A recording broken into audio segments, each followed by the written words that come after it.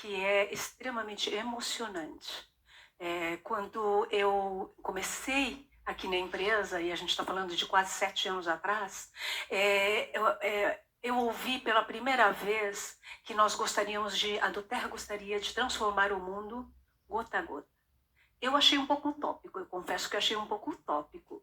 Mas, conforme você vai se envolvendo desde esse princípio, desse desenvolvimento, mas antes do desenvolvimento, a gente tem os 3 pilares, né? Que é o CPTG, que tem a ver tudo com o produto, que garante a pureza, tem o co-impacto, que garante a potência do produto, e tem o Healing Hands, que é a nossa ação social, que não podia deixar de existir.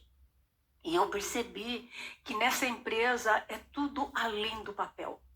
E quando você se envolve diretamente com esse desenvolvimento, você percebe a realidade, a realidade mesmo das pessoas que vêm aqui no palco e falam de uma maneira tão emotiva que tudo isso é verdadeiro, William. Tudo isso é verdadeiro. Então, quando você fala... investimos nos nossos cientistas, né, milhões e milhões em laboratório. Gente, isso é absolutamente real, a gente vive isso todos os dias. Na matriz nós temos cientistas que comprovam, eu falo assim, o óleo essencial não é só uma questão de uma gota, ela tem uma potência, a gente tem que usar com bastante sabedoria, mas quando a gente faz um blend, por exemplo, uma mistura, William, a gente tem que fazer com muito cuidado e com conhecimento dessas condições químicas, né, das propriedades químicas que esse óleo traz. Por quê?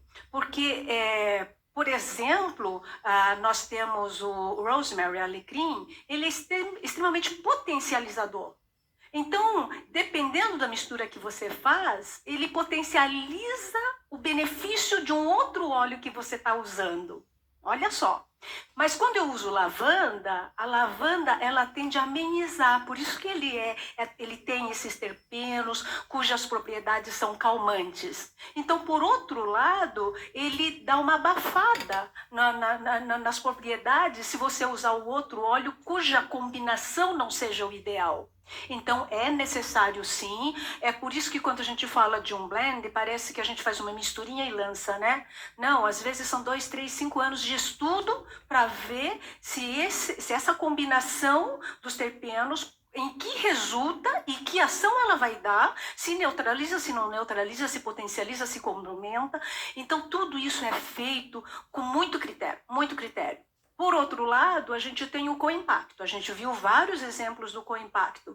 E, William, é impressionante a preocupação que a empresa tem.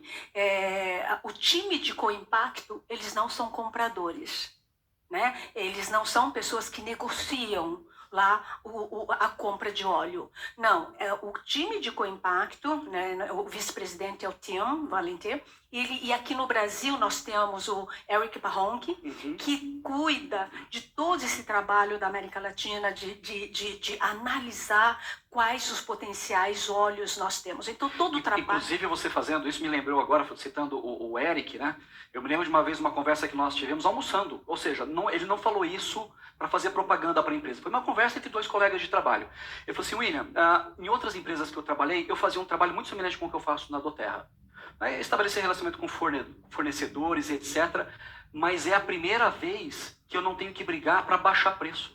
Pelo contrário, eu tenho que sentar com ele, fazer conta para entender se o valor que ele tá nos cobrando é justo.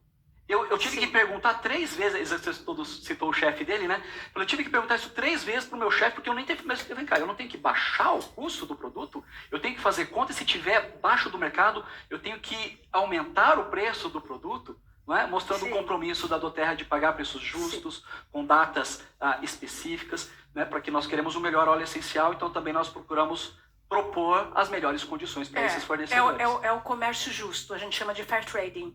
E isso realmente acontece, William, porque o mercado de óleos essenciais, a Doterra é líder, né, em óleos essenciais e aromaterapia. Então, muita coisa coisa a gente acabou até observando melhor no mercado. Por exemplo, óleo essencial. Existia muito escambo, olha, chega a ser escambo, tá? Então você vê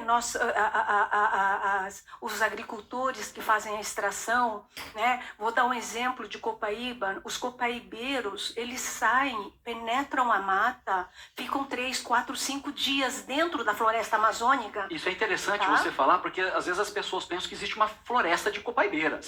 Não. Não, é uma copaíba aqui, outra a 1,5 km de distância. Exatamente, é um trabalho bastante árduo.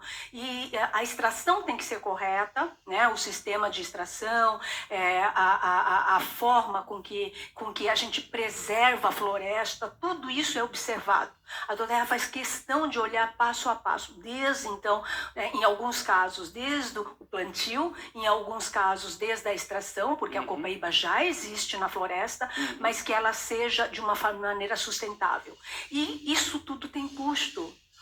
Esta pessoa, ele sai de casa, pega o barquinho, entra, mato adentro, e mato é quilômetros e quilômetros, coloca a tendinha porque ele dorme lá. Né? E quando ele volta, a situação que a gente encontrou, em muitos casos, foi praticamente de escambo, dele chegar no mercado, vender, ou então trocar por arroz, feijão e essas coisas.